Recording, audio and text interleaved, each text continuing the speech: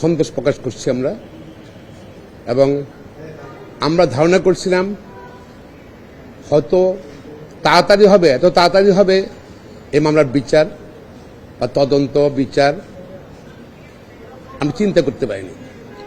সব ফরমালিটিগুলো কমপ্লিট করতে হবে, কমপ্লিট করে যেন যেটাই সুপ্রিম কোর্ট রায় দেয় বিচার বিশ্লেষণ করে সেই রায়টা দৃশ্যমান হতে পারে, কার্যকর করতে হবে। আর কার্যকর না করলে তাহলে কিন্তু অন্যান্য মামলার মতো হয়ে যাবে না। কারণ আমাদের মনে হচ্ছে কেন আমাদের দেশের মানুষ কোনো একটু হিংস্র হয়ে গেছে। অনেক মানুষ সামান্যতেই রেপ হচ্ছে, সামান্যতেই মার্ডার হচ্ছে।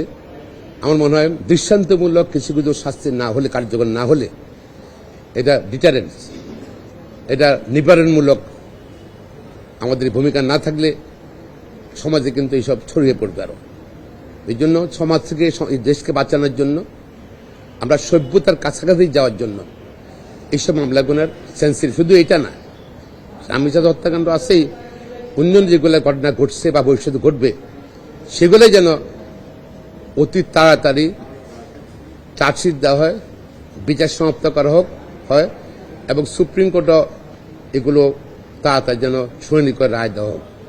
কেন না হলে কিন্তু আমরা নিজের সভ্য মানুষ হিসাবে দাবি করতে পারবো না। আইনজীবী হিসাবে, সুপ্রিম কোর্টের প্রেসিডেন্ট হিসাবে এটাই আমি দাবি রাখছি এবং সন্তোষ প্রকাশ করছি যে বিচার বিভাগের প্রতি নিম্ন আদালতে এত দ্রুত রায় প্রদান করার জন্য। আশা করি অন্যান্য মামলাগুলো তো